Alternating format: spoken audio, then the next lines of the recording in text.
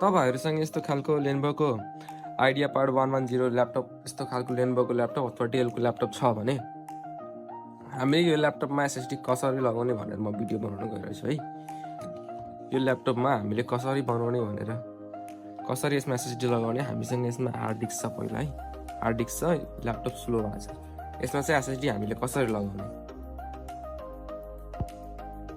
हामीसँग एउटा नयाँ एसएसडी पनि छ है। हामीसँग एउटा नयाँ एसएसडी लिनुपर्ने हुन्छ हामीले। यो नयाँ किनेर मार्केटबाट तपाईको 4000 देखि 45 सम्म नेपालमा पाउँछ है। यस्तो खालको एसएसडी किनेर ल्याउनु पर्छ हामीले। अनि एसएसडी किनिसकेपछि त्यसपछि हामीले के गर्ने भने यस्तो खालको स्क्रु ड्राइभरले अथवा टेस्टर हुन्छ, त्यो टेस्टरले हामीले स्क्रु रिमुभ गर्ने है। स्क्रु रिमुभ गर्ने सबै जतिवटा स्क्रु छ सबै स्क्रु रिमुभ गरेर म तपाईलाई हेर्छु है। तपाईहरु सबभन्दा पहिले यो नट खोलिसक्नु भयो भने मैले नट खोले। नट खोल्नु हो भने त्यसपछि के गर्ने भने हामी यतापटि एउटा सिडी डिभिडी लाग्ने हुन्छ है। यो चक्का लाग्ने डिभिडी सिडी डिभिडी लाग्ने हुन्छ।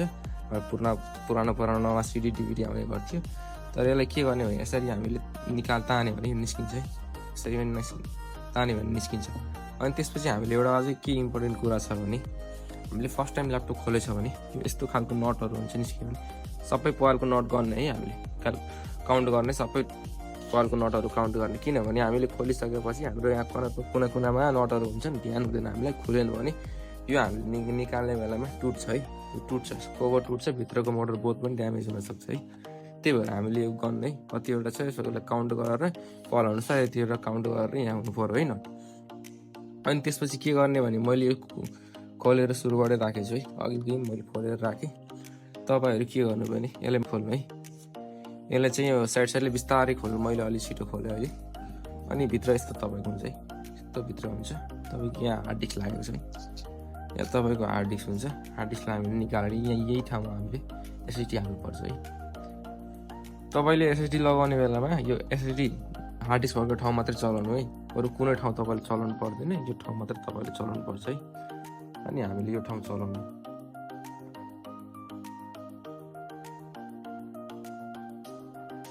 म अब खोल्छु ल यसलाई।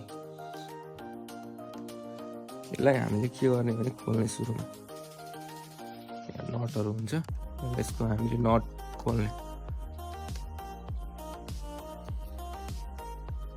यसको हामीले सबै नट खोल्ने। चारैतिर नट लागेको हुन्छ। यो चारैतिरको नट खोल्ने हामीले। यसरी गरेर सबै नट हामीले यसरी हाम्रो नट खोलिसकेपछि मैले यो सबै नट खोले है। सबै नट खोलेर राखेँ साइडमा। यो नट खोलिसकेपछि के गर्नु भने यसरी हामी मजाले यसरी पछाडिपट्टि यसरी प्रेस गर्ने है। यसरी पछाडिपट्टि यसरी गरेर प्रेस गर्दाखेरि यो निस्क्यो है। यो चाहिँ हाम्रो हार्ड डिस्क हो। यो हार्ड डिस्क कति हो भनेको तपाईको यो भित्र खोल्यो भने थाहा हुन्छ। यहाँ लेखेको हुन्छ कति टिबीको कति जिबीको हो भनेर। तर हार्ड डिस्क यहाँ यो कभर खोल्नु पर्यो है। यो हामीले यो कभर हुन्छ नि, यो कभर यहाँ नट भएको यो नट भएको खोल्नु पर्यो हामीले। यो नट भएको जुन नट लागिरहेछ यहाँ माथि हेर्नु है। यस्तो खालको नट लागिरहेछ। यस्तो खालको नट लागिरहेछ। यस्तो खालको नट छ भने यसलाई खोलेर हामीले एसएसडीमा सेट गर्नुपर्छ है। एसएसडीको यहाँ छ नि यो पालहरु यो यति सेट हुने हो के। यसमै सेट हुन्छ यसरी। म तपाईलाई खोलेर देखाउँछु ल।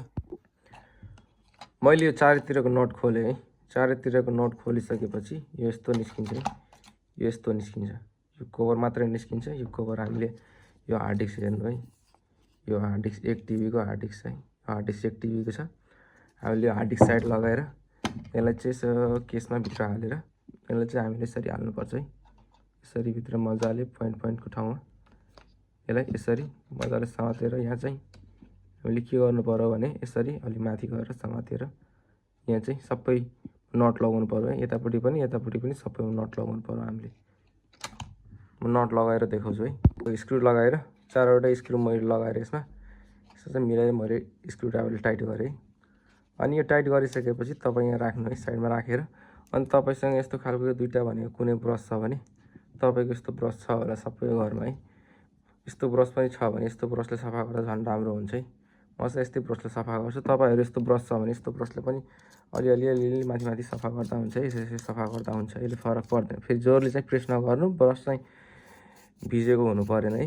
पानीको थोपा हुनु परेन यसमा। कुनै लिक्विड फर्म हुनु परेन है। नभए बिग्रिन्छ, बोर्ड सर्ट हुन्छ है। म चाहिँ के गर्छु भने मसँग यस्तो छ। म चाहिँ के गर्छु भने यसरी सफा गर्छु है। सबैमा यसरी बिस्तारै बिस्तारै सफा गर्ने। सबभन्दा पहिला हामीले स्पिकरहरू सबैमा सफा गर्ने। हामीले सफा गरिसकेपछि त्यसपछि के गर्ने भने हामीले एसएसडी पहिला चाहिँ हार्ड डिस्कको ठाउँमा यसरी चाहिँ राखेर यहाँ राख्ने है। यहाँ राखिसकेपछि यहाँ त्यसपछि के गर्ने भने हामीले यहाँ यसरी राखेर हामीले के गर्ने भने अगाडितिर प्रेस गर्ने है। अगाडितिर बिस्तारै प्रेस गर्यो भने यहाँ हेर्नु यो पहिलाको नट भएको ठाउँमा यो आयो है। पहिलाको नट भएको ठाउँमा यो आयो हेर्नु। पहिलाको नट भएको ठाउँमा आयो भने यो लाग्यो है। यहाँ लाग्यो हाम्रो। यो लागिसकेपछि हामीले अघि खोलेको स्क्रु राखेको यहाँ सबै स्क्रुहरू हामीले फेरि जोइन गर्ने। स्क्रुहरू सबै त्यहाँ गएर हामीले जोइन गर्ने। म जोइन गरेर तपाईँलाई देखाउँछु है। हामीले यो ब्याक प्यानल लगाइसकेपछि हामीले यहाँ ब्याक प्यानल लागिसक्यो हाम्रो। अहिले हामीले स्क्रु नलगाउने, ब्याक प्यानल लागिसक्यो। अनि त्यसपछि के गर्ने भने हाम्रो यो सिडी डिभिडी अघि जुन हामीले निकाल्थ्यौँ नि यो चाहिँ हामीले लगाउने है। यो चाहिँ माथिपट्टि होस्, यो चाहिँ तलपट्टि हुन्छ। यहाँ क्युआरहरू छ हेर्नु, यहाँ स्टिकर टाँसेको हुन्छ, कसैमा माथि पनि हुन्छ। तर हामीले यो फर्मेट हेर्नु पऱ्यो। अगाडिको चाहिँ फ्रेम हेर्नु पऱ्यो। तलपट्टि अलिक च्याप्टो हुन्छ, माथिपट्टि अलि टर्न हुन्छ क्या, अलि मुन्डिएको हुन्छ। यहाँ हामीले के गर्ने भने यहाँ हामीले यसरी भित्रतिर प्रेस गर्ने। यहाँ भित्र प्रेस गरिसकेपछि यो लाग्छ। यसरी गरिदियो भने यो लाग्यो है। यो हाम्रो यहाँ नट हुन्छ कि यसको नट यहाँ हुन्छ। यो नखोलेसम्म यो खुल्दैन है। यो लगाइसक्यो, यहाँ नट लगाइसकेपछि पनि यो जाँदैन है, भित्र छिर्दैन फेरि। म तपाईँले नट लगाएर हेर्छु है सबै। हामीले यसको सबै स्क्रु लगाइसक्यो है। तपाईँहरू पनि यसको सबै स्क्रु लगाएर अगाडि गर्नु होला है। अन्त स्क्रु लगाएर त्यसपछि हामीले अगाडि गर्नु होला। पहिला चेक गरिहाल्नु होला एसएसडी चल्छ कि चल्दैन भनेर, किनभने फेरि खोल्नुपर्छ है। एसएसडी चेक गरिहाल्नु होला। नभए नयाँ किनेको छ भने बिग्रेको हुँदैन है। नराखेको हुन्छ भने बिग्रेको पनि हुनसक्छ, नयाँ छ भने बिग्रेको हुन सक्दैन। हामीले यसरी पल्टाएर अगाडि पल्टाएर हामी खोल्ने है यसलाई। हामीले यसरी खोल्ने। खोलिसकेपछि त्यसपछि हामीले यसलाई अन गर्नुपर्छ है। म तपाईँले सबै गरेर देखाउँछु है। मेरोमा पहिलादेखि नै विन्डोज थियो, त्यही भएर मेरो चाहिँ खुलो है। मेरो ल्यापटप खुलो है। मेरोमा पहिलादेखि नै विन्डोज मैले हालेर राखेको थिएँ। तपाईँहरूले विन्डोज हाल्न आउँदैन भने मेरो अर्को भिडियोमा विन्डोज कसरी हाल्ने भनेर, कसरी पेनड्राइभलाई बुटेबल बनाउने भनेर म एउटा अर्को भिडियो बनाउँछु है। मेरोमा विन्डोज थियो हेर्नु है, खुलो है। यहाँ खुलो हेर्नु। पहिला चाहिँ हार्ड डिस्कमा स्लो थियो, मैले एसएसडी लगाउँदाखेरि फास्ट भयो है। हेर्नु है। तपाईँहरू कम्प्युटर अन भइसकेपछि त्यसपछि हामीले के गर्ने भने डिस्क चेक गर्नको लागि यहाँ चाहिँ दिस पिसीमा गएर यहाँ माउसको राइट बटन क्लिक गर्ने। राइट बटन क्लिक गरिसकेपछि यहाँ म्यानेजमा क्लिक गर्ने। म्यानेजमा क्लिक गरिसकेपछि त्यसपछि खुल्छ है। यहाँ तपाईँको खुलिसकेपछि के गर्नुपर्छ भने तपाईँहरू यहाँ डिस्क म्यानेजमेन्ट भनेर छ नि अप्सन, यहाँ डिस्क म्यानेजमेन्टमा क्लिक गर्ने। मेरो हेर्नुहोस् यहाँ सबै देखायो नि। तपाईँको कति जिबी छ टोटल भनेको कति जिबी छ, तपाईँको 256 भयो भने 238 मात्रै देखायो। तपाईँहरू यस्तै खालको भिडियो हेर्न चाहनुहुन्छ भने हाम्रो च्यानल द टेक्निकल गुरुलाई सब्सक्राइब गरिदिनु होला है। अनि बेलको आइकन दबाउन नभुल्नु होला।